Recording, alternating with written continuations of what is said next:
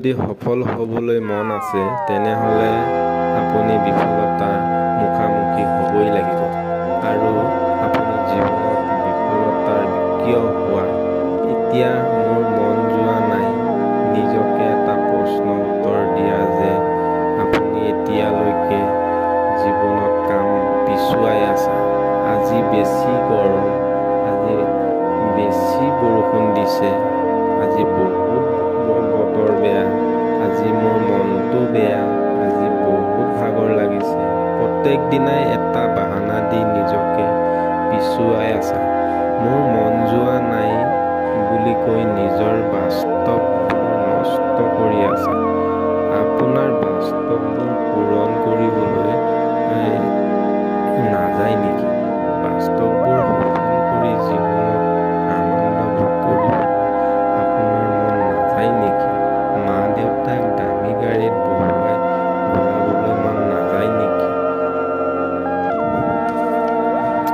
আপোনাৰ সপোনবোৰ পূৰণ কৰিবলৈ মন নাযায় নেকি? দুখীয়া মানুহবোৰক সদায় সহায় কৰিবলৈ মন নাযায় নেকি? আৰু যিসকলে আপোনাক কৈছিল যে ইয়াৰ দ্বাৰাই একো নহ'ব, সেইসকলক দেখুৱাবলৈ আপোনাৰ সকলোবিলাক কৰিবলৈ মন নাযায় নেকি? কিন্তু আপুনি এতিয়া মোৰ মন যোৱা নাই বুলি কৈ নিজকে আপুনি দুৰ্বল কৰি পেলাইছে। আপুনি যিবোৰ সপোন দেখিছে সেইবোৰ সপোন সাধাৰণ মানুহে চাব নোৱাৰে। সেইবাবে আপোনাক কৈছোঁ, মানুহে হাঁহিব কিন্তু আপুনি সেই সকলক প্ৰমাণ কৰি দেখুৱাই দিব লাগিব যে সেইবোৰ ভুল আছিল আপোনাৰ ইগ'টো। সেয়েহে কৈছোঁ আপোনাক, মা দেউতাৰ সপোনবোৰ আপোনাৰ বাস্তৱ কৰি দেখাবলৈ মন নাযায় জানো? তুমি মানুহক নক'বা মোৰ ভাগ্যখনেই বেয়া, মোৰ কপালখনেই বেয়া, মোৰ বহুত কাম কৰিবলৈ মন আছিল কিন্তু মোৰ ভাগ্যই বেয়া, মোৰ পৰিয়ালে দুখ। এইবিলাক বাহানা নবনাবা। সেয়েহে মই আপোনাক কৈছোঁ, যিবিলাক আপুনি ভাবি আছে সেয়া আপোনাৰ পৰীক্ষাও হ'ব পাৰে। ভগৱানে আপোনাৰ পৰীক্ষাও ল'ব পাৰে। সেইকাৰণে আপুনি আগবাঢ়ি যাওক, কষ্ট কৰক। আপোনাৰ কাৰণে নহয়, আপোনাৰ মা দেউতাৰ কাৰণে আপুনি আগবাঢ়ি যাওক। তুমি কিন্তু নিজকে ভাগ্য বেয়া বুলি কৈ নিজকে দুখী আছা। সেয়েহে কৈছোঁ, তুমি হয়তো যি ভাবিছা তাতোতকৈ বহুত ডাঙৰ হ'ব পাৰা, আগবাঢ়ি যাব পাৰা।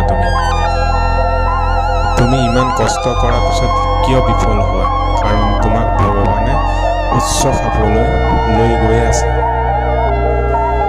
কাৰণ ভগৱানে তোমাক নিজৰ ভাগ্য নিজে বনাবলৈ তোমাক ভগৱানে আগবঢ়াই আছে। তুমি নিজৰ ভাগ্য নিজেই লিখিব লাগিব। যিখন ভাগ্যক তুমি আজি নিজেই নিজৰ ভাগ্য বেয়া বুলি দুখ দি আছা, সেইখন ভাগ্য তোমাৰ কালিলৈ ভাল হৈ উঠিব পাৰে। এটা কথা কওঁ আপোনাক, যিসকলে বিফল হৈছিল সেইসকলে এদিন সফল হয়, গম পায়নে আপুনি? ইতিহাস চাই লওক আপুনি। যিসকলে বিফলতাৰ মুখ দেখি পিছত সফলতাৰ মুখ চাবলৈ পায়। সেইকাৰণে নিজৰ ভাগ্যখন বেয়া বুলি হাৰ মানিব নালাগে।